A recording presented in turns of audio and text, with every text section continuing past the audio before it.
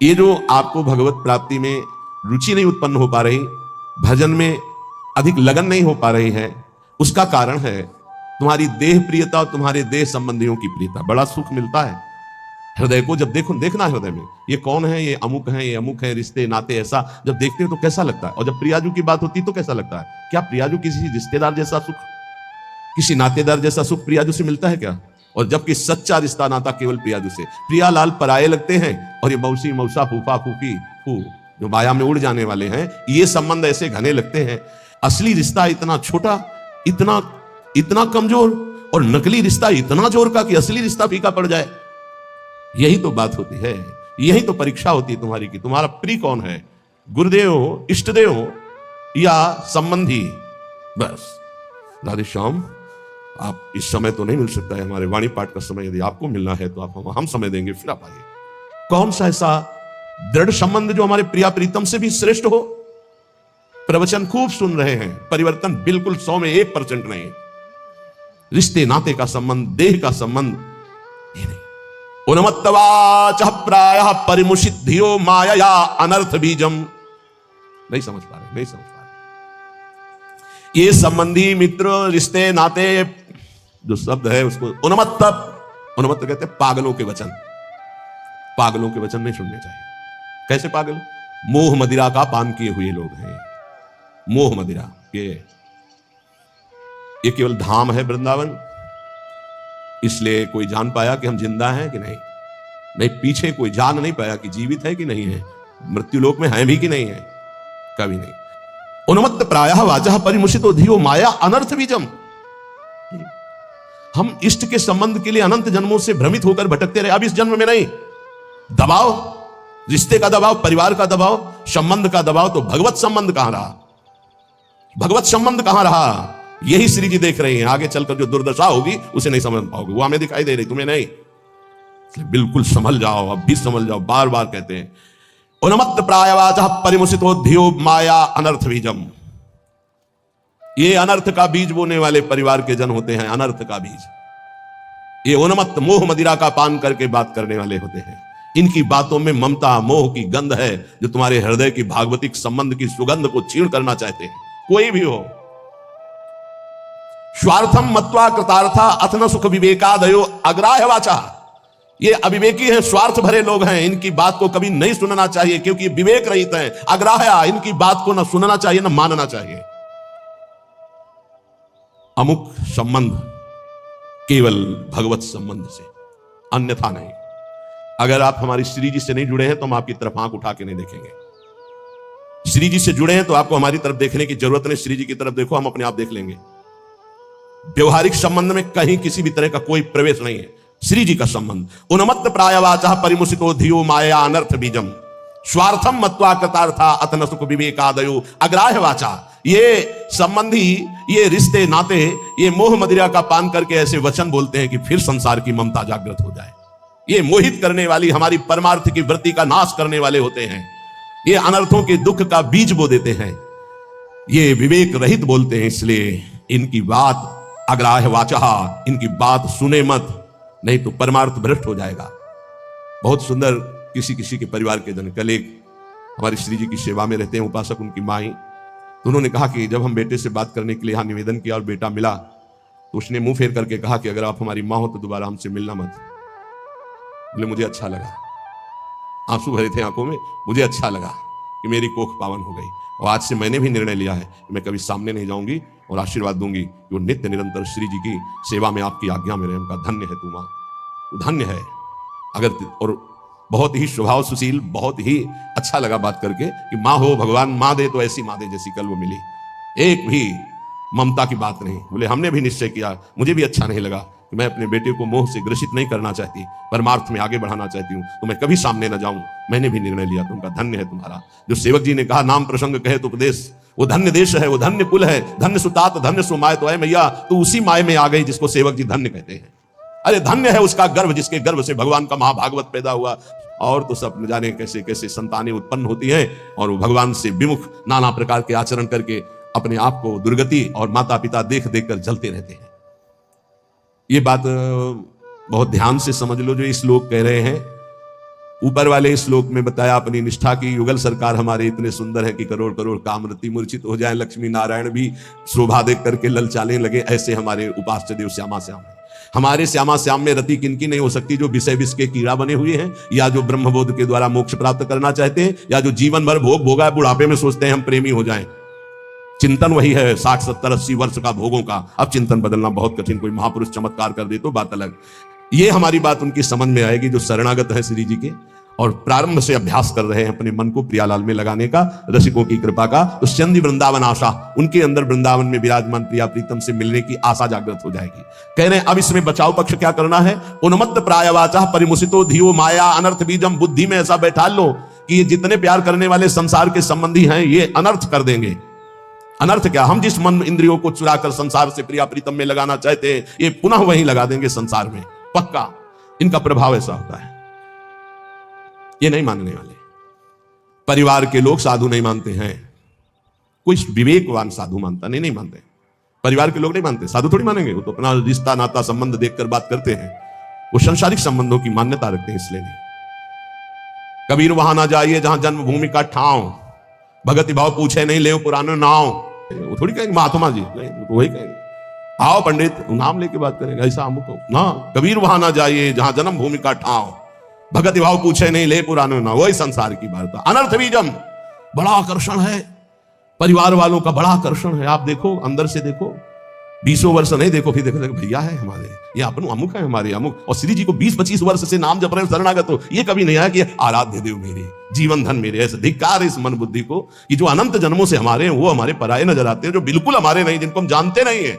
अब भी नहीं जानते कि भाई के रूप में कौन अंदर विराजमान है, बहन के रूप में कौन अंदर विराजमान, हम नहीं जानते, केवल ढांचे को मानते हैं। ये ढांचा मेरा भाई है बहन है, और ढांचे के अंदर बैठा परमात्मा, उससे कोई परिचय नहीं है।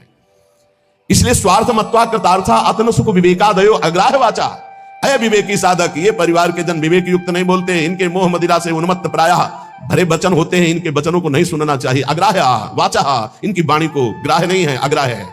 श्रिया सर्वे जिघान संत्यः बहुमृषा स्नेह पास निबद्ध, ये झूठी झूठी बातें बोल करके केवल स्नेह पास में बंधा लेते हैं, और ऐसे बांध लेते हैं कि छूटना मुश्किल हो जाता है। महापुरुषों का आश्रय लेने से एक बात ध्यान रखना, एक अद्भुत उमगन जागृत होती, उस उमगन को तपस्या के द्वारा संभाला जाता है, नहीं गिरा देगी। अब ये कोई कैसे समझ पाएगा कि महापुरुषों की कृपा से जो आनंद की उमगन होती है, अगर उसको तप के द्वारा ना रोका गया तो गिरा देगी, पक्का गिरा देगी। ये बड़ी सूक्ष्म बात है, सबको समझ में नहीं आएगी कि महापुरुषों के संग की कृपा उसको गिरा कैसे देगी। भगवदानंद की जब अनुभूति हो तो उदासीनता बाहर इतनी हो जानी चाहिए कि तुम्हें देखना कोई पसंद न करे। ध्यान रखना, ये अनुभव की बात कह रहा हूं। जब आनंद की उमगन हो भगवदानंद, तो एकदम उदासीन हो जाना, मन बहिर्मुख बिल्कुल ना होने पावे, किसी से अपनापन न होने पाए, तो वो भूमिका बदल देगा। महापुरुषों के संग से बिना साधन के भी आनंद की उमगन होती है। उस आनंद की उमगन को बिल्कुल वैराग्य और तप के द्वारा सहा जाता है, तब वो जाके महानता को प्राप्त हो, वो समझ नहीं पाए। तो यहां ये कह रहे हैं उन्मत्त प्रायवाचा परिमुसितो धियो माया अनर्थ बीजम। ये जो कह रहे हैं इसको बात समझ लो, यही तुम्हारे जीवन का पतन कर देगी, चाहे गृहस्थी में चाहे विरक्ति में हो। इस बात को अच्छे से समझना। उन्मत्त प्रायः वाचा परिमुसितो धिया माया अनर्थ बीजम। एक बार जब परिवार के जन सामने हो और तुम उनमें भगवत भाव प्रणाम करके अपनी भाषा बोलना वैराग्य की, फिर देखना तुमसे कौन प्यार करता है। तुम उनकी भाषा में मत आ जाना, अपनी भाषा में बोलना जो साधु की भाषा होती, फिर तुम्हें असलियत में समझ में आएगा कि कौन प्यार करता है, कोई नहीं। जब तुम उनकी भाषा बोलते हो तब बात अपनी भाषा में सदैव हो, भक्त अपनी भाषा में। ये जीवन अब ऐसा दांव नहीं हमें चूकना कि इस जन्म में मुझे भगवत प्राप्ति न हो। ये बहुत अंदर की बात समझ लेना। उन्मत्त प्रायवाचा परिमुसितो धियो माया अनर्थ बीजम, बिल्कुल 100%। अगर पारिवारिक मोह के जाल में फंस गया, चाहे गृहस्थ हो चाहे विरक्त हो, निकल नहीं सकता, इतना बड़ा जाल है। स्वार्थम मत्वा कृतार्था अतन सुख विवेकादयो अग्राह्य वाचा। कैसे तुम्हें बताए, बाहर थप्पड़ लगता है तो उसके लिए औषधियां होती, लेकिन जब हृदय की मार होती तब कोई औषधि नहीं होती। इसलिए आपसे प्रार्थना कह रहे, अब भी समझ जाओ, अब भी समझ जाओ। तुम्हारा वैराग्य स्वरूप है तो तुम लोग अपने वैराग्य की इज्जत की रक्षा करो। समझ में आना चाहिए कि वैराग्य का स्वरूप क्या होता है। परिवार वालों को, संसार को भी समझ में आना चाहिए। आपका अपने ठाकुर सेवा, अपनी भगवत सेवा, अपने दिनचर्या इतना महत्व हो कि सामने वाला 1 घंटे दरवाजे पे खड़ा रहे और सोचे कि क्या इनकी भागवतिक रति है। ऐसे संकेत में श्री जी आपको समझा रहे हैं। स्वार्थम मत्वा कृतार्था अथन सुख विवेकादयो अग्राह्य वाचा। ये विवेक रहित बोलने वाले संसार के अग्राह्य वाचा, ये नाशवान शरीरों का संबंध तुम्हें अविनाशी बना देगा, तुम्हारा साथ देगा। ये मरण धर्मा शरीर है। अविनाशी परमात्मा की शरण छोड़कर इनके इंद्रियों की गुलामी के लिए किसी व्यक्ति वस्तु का आश्रय धिक्कार है जी। हम कामी है, क्रोधी है, लोभी है, लेकिन श्री जी लालजू को छोड़ दें, ऐसा तो हो ही नहीं सकता। इतना तो रख लो, इतना तो रख लो, हमारी बात तो समझो। हम नीचता नहीं छोड़ सकते तो श्री जी को कैसे छोड़ सकते? हम नीच है मानते हैं, हम पतित है मानते हैं, लेकिन हम आपको नहीं छोड़ सकते। हमारा स्वभाव नहीं छोड़ सकते, हम नीचता नहीं छोड़ सके, काम नहीं छोड़ सके, तो नाथ आपको कैसे छोड़ सकते हैं? अब आपके गले पड़ गए। अगर हम कामी है तो आपके हैं, पतित है तो आपके हैं, आपको नहीं छोड़ सकते। इतना तो पकड़ लो यार, इतना तो पकड़ लो। हम संसार को पकड़े हुए हैं, माना नहीं छोड़ पा रहे, लेकिन हे संसार के स्वामी, हम आपको भी नहीं छोड़ पाएंगे। अब नहीं हो सकता कि मैं आपको छोड़कर संसार का पूर्ण आश्रय ले लूं, पर संसार को छोड़कर आपका पूर्ण आश्रय ले लूं, इतनी भी सामर्थ्य नहीं रह गई। तो कम से कम प्रभु को तो पकड़े रहो। लेकिन अनर्थ वाचा, ये जो प्रिय बोलने वाले, इनसे बड़ा दुश्मन कोई नहीं है। कोई बिरला होता है जो प्यार का अर्थ समझता है, अपने प्यारे के सुख में निमग्न रहना। वो तो केवल सच्चिदानंद भगवान ही जानते, दूसरा कोई नहीं। प्रीति की रीति रंगीलो ही जाने, ये संसारी जानेंगे। ये अपने स्वार्थ के बसीभूत, ये अपनी वासनाओं के कीड़े, ये प्रीति को जानेंगे, ये प्रेम को जानेंगे। तुम्हारे हृदय को छलनी कर देंगे। अगर बात नहीं मानोगे तो बाद में पछताओगे। हे सिंहवत जीना सीखो, सियारवत अगर जीवन जीना है तो इनके अनर्थ वचनों में लग जाओ। ये तुम्हें रुपया दे सकते हैं, तुम्हारा बैंक बैलेंस बढ़ा सकते हैं, लेकिन तुम्हारे हृदय की भोग वासना को नहीं मिटा सकते। और भोग वासना नहीं मिटी तो चक्रवर्ती सम्राट भी एक महान दरिद्र है, क्योंकि उसके अंदर असंतोष है, भोगों की आशा है। और फिकर भारी फक नहीं करे ताको नाम फकीर, कोई चिंता नहीं, कोई परवाह नहीं, इससे बड़ी कोई स्थिति नहीं होती। वही तुम्हें गुरुदेव देना चाहते हैं। इसलिए स्वीया सर्वे जिघांस्यत्यः पौमृषा इसने पाशर निबद्ध। देख लो, हम एक साधिका की बात करते हैं। भाई जी महाराज के प्रवचन सुनकर के एक साधिका ने भाई जी को गुरुदेव माना। कभी नहीं देखा था, केवल कल्याण पत्रिका पढ़ी और भाई जी के वचन पढ़े और गुरुदेव माना। भाई जी की छवि कहीं से पता लगी तो मंगाकर अपने सिंहासन पर विराजमान। रात दिन दरवाजा बंद, घर के सदस्य उसे भोजन दे देते, बस दरवाजा बंद। 9 युवती, भाई जी की छवि रात। एक दिन उसके अंदर इच्छा ही, क्या मैं अपने गुरुदेव को कभी भर नेत्र से देख सकती हूँ सामने से? वो सत्य सच्चिदानंद में मेरे गुरुदेव क्या कभी चलकर मेरी कुटिया में? असंभव। किसी नगर के किसी एक घर में बंद, वो रात दिन गुरुदेव के अनुसार भजन करती और इच्छा जागृत हुई, क्या भाई जी कभी चलकर हमारे दरवाजे पर आएंगे? और जाकर जहीकर सत्य स्नेहो सोते ही मिले न कछु संदेहो। भाई जी तीर्थ यात्रा के लिए एक ट्रेन निकलवाई थी जिसमें सब भक्त थे। वो एक स्टेशन पे रुकी, अचानक आकर्षण भाई जी का हुआ। स्टेशन से स्वयं अकेले उस नगर में गए। वो तो अलौकिक दिव्य महापुरुष, उसके घर गए, दरवाजा खटखटाया, किसी से पूछने की जरूरत नहीं, बिना तार का तार। किसी की हिम्मत नहीं थी कि उसका दरवाजा खटखटा दे। केवल समय भोजन का वो परिवार के लोग खिड़की से दे देते थे और उसका अपना अटैच था, तो कभी बाहर ही नहीं निकली, कभी किसी को चेहरा ही नहीं दिखाती थी। उसको लगा ऐसा कौन जो दरवाजा खटखटा, तो एक स्नेह का आकर्षण, ऐसा लगा कि या तो श्री कृष्ण है या तो भाई जी है। कि तुम राम दीन अनुरागी, कि तुम हरिदासन मां कोई मोरे हृदय प्रीति हुई। जैसे विभीषण जी को लगा या तो कोई बहुत बड़े हरिदास हैं जो सामने, या स्वयं हरि हैं जो विप्र रूप में है, या तो कोई बहुत बड़े भगवान के भक्त हैं, या तो स्वयं भगवान के मेरे हृदय। ऐसे उस देवी का हृदय बोला या तो श्री कृष्ण साक्षात आए हैं या तो भाई जी आए। बिना हिचक के दरवाजा खोला तो जिनकी छवि थी वही सामने। अब सोचो, जो वर्षों से साधना करके केवल एक बात चाह रही कि एक बार मेरे गुरुदेव चल करके मेरे को, क्योंकि मैं तो नहीं पहुंच सकती, मेरी सामर्थ्य नहीं, एक बार वो आज जे देखा चश्मा लगा, धोती कुर्ता वैसे। अब वहां नेत्रों से बात होती, बोलने की हिम्मत नहीं रही, अंदर दरवाजा बंद, रो पड़ी चल।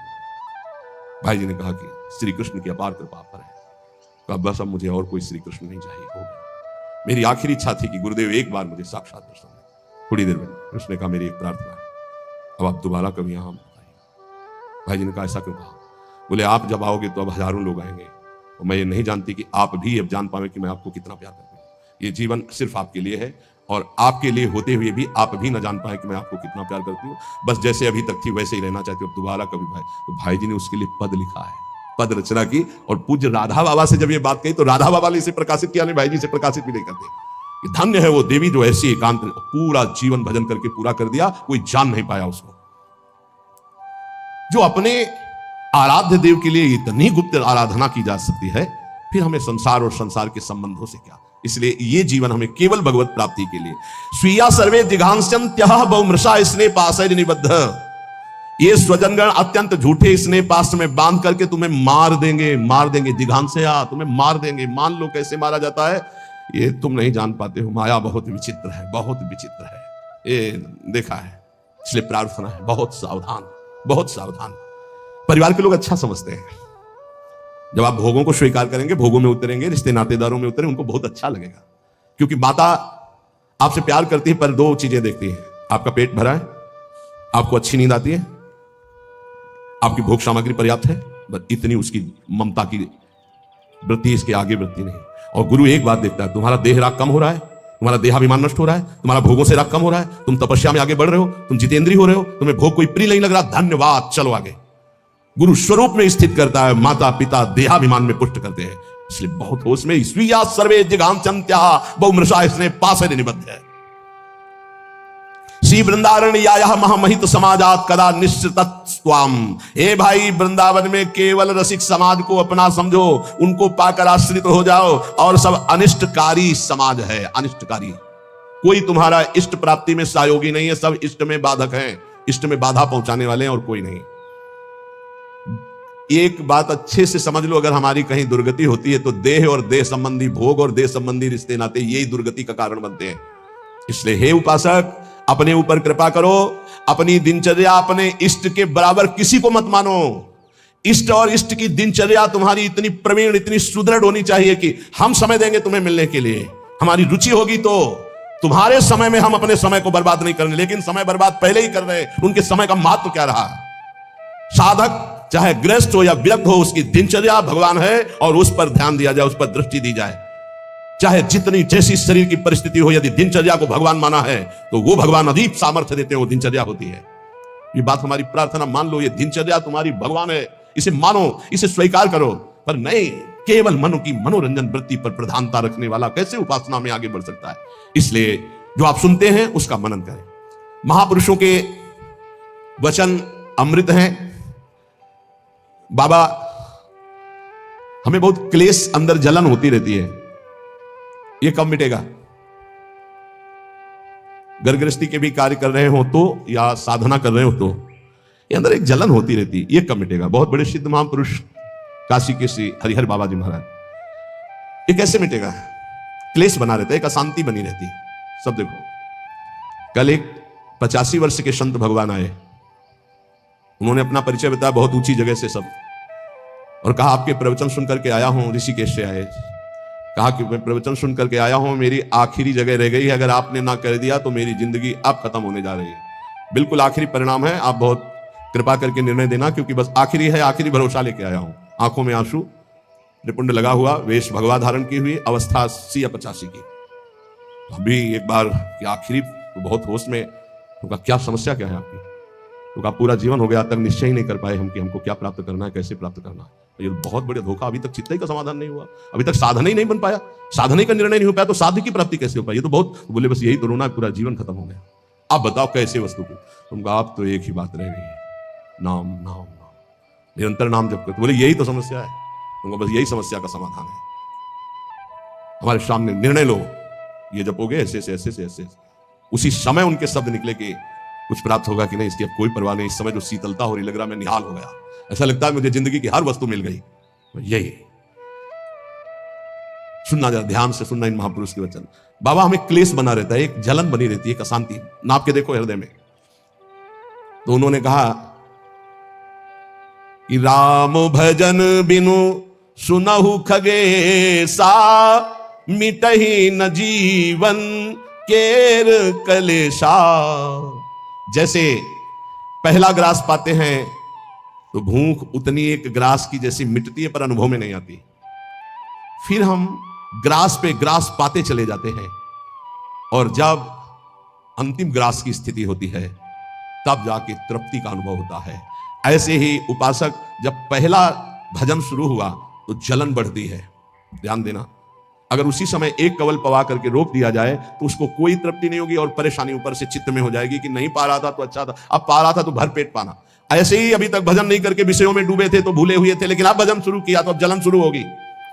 इतना नाम जप करो कि पेट भर जाए, तब जाके स्वाद आएगा। जिस दिन से भजन शुरू किया उस दिन से भाव रोग नष्ट होना प्रारंभ हो गया। व्यर्थ नहीं जाएगा, पर उस नाम का, अंतिम नाम का, जिस समय भगवत साक्षात्कार होगा उसका इंतजार करते हुए नाम जपते रहो, हर कवल खाते रहो। पेट भर रहा है, जब यहां आओगे तब पता खीर कैसी है, पुआ कैसा है, पकौड़ी कैसी है, कचौड़ी उसका स्वाद तब आएगा जब आपका पेट भरने लगेगा। जन्म जन्म के भूखे हो, इसलिए नाम में स्वाद नहीं आ रहा, बिना स्वाद के पाते रहो, यही तुम्हारी अशांति को नष्ट कर देगा। राम भजन बिनु सुनो खगेसा, मिटहि न जीवन केर कले। एक एक श्वास में जो तुम नाम जप कर रहे हो, मानो एक एक ग्रास भोजन कर रहे हो, वो तुष्टि पुष्टि क्षुधा निवृत्ति होती चली जाएगी, पर पता चलेगा तब जब आप पेट भर जाएगा। ऐसे ही जब भजन एकत्रित हो जाएगा तो संसार से वैराग्य स्वरूप का बोध और भगवान से प्रेम तीनों हो जाएंगे, तभी पूरी जलन मिटेगी, जब भगवत साक्षात्कार होगा। महाराज जी तो अब हमको एक साधन बता दो जिससे हमें पूरी की पूरी सब बातें भूल कर केवल एक में लग जाए, हमारा काम बन जाए। तो कह रहे सुबह से लेकर नींद तक और नींद से लेकर सुबह तक, चेतना से लेकर मृत्यु तक तुम्हारा नाम न छूटे। जितना तुम कार्य करते हो, सब कार्य करते हुए यदि केवल नाम पकड़ लिया तो ये नाम तुम्हें महाभागवत और सिद्ध पुरुष बना देगा। नाम कैसे पकड़ा जाता है? जैसे प्यासे आदमी को खूब अच्छे अच्छे पकवान सामने रख दो, उसे अच्छा नहीं लगेगा, केवल पानी चाहिए, पानी। जैसे भूखे आदमी के पास हीरा जवाहरात दुनिया के सब रख दो, नहीं, भोजन चाहिए, भोजन। ऐसे तुम्हारा नाम में प्रेम हो, उठते बैठते चलते फिरते खाते पीते सब समय नाम नाम नाम, तब तुम्हारे अंदर दिव्यता जागृत हो जाएगी। बाबा, नाम से प्रेम नहीं होता, नाम जपने में मन नहीं लगता, तो तुम जब अपने मन की बुराइयों को पकड़ पाओगे और उनको दूर करोगे, तब तुम्हारी नाम में प्रीति होगी। इसीलिए तो कहते हैं कि खूब सत्संग सुनो। जब तक सत्संग नहीं सुनोगे तो तुम्हें पता ही नहीं चलेगा कि तुम्हारी गलतियां क्या क्या हैं, बुराइयां क्या क्या हैं। सत्संग सुनोगे तो सत्संग से दो बात होती है, अपनी बुराइयों का पता चलता है और उनके त्यागने की बलवृत्ति मिलती है सत्संग से। भक्ति स्वतंत्र सकल गुण खानी, बिनु सत्संग ना पावई प्राणी। भक्ति, निरंतर भजन, इस समस्त गुणों को प्रकाशित कर देता है, पर बिना सत्संग के शुद्ध भक्ति का जागरण नहीं होता। इसलिए सत्संग से हमारे अंदर जो बुराइयां हैं वो समझ में आती है। बुराइयों को दूर करने की सामर्थ्य भी सत्संग से आती है। फिर सत्संग से ऐसा मन सावधान हो जाता है कि बुराई करने की तो बात जाने दो, बुराई की समीपता बर्दाश्त नहीं होती है, बुराई का चिंतन बर्दाश्त नहीं होता है। हृदय दर्पण की तरह साफ हो जाता है, जरा सी भी बुराई बहुत बड़ा पहाड़ जैसा दिखने लगती है। ऐसे उपासक के हृदय में नाम के प्रति प्रियता हो जाती है और वो खूब निरंतर नाम जपने लगता है।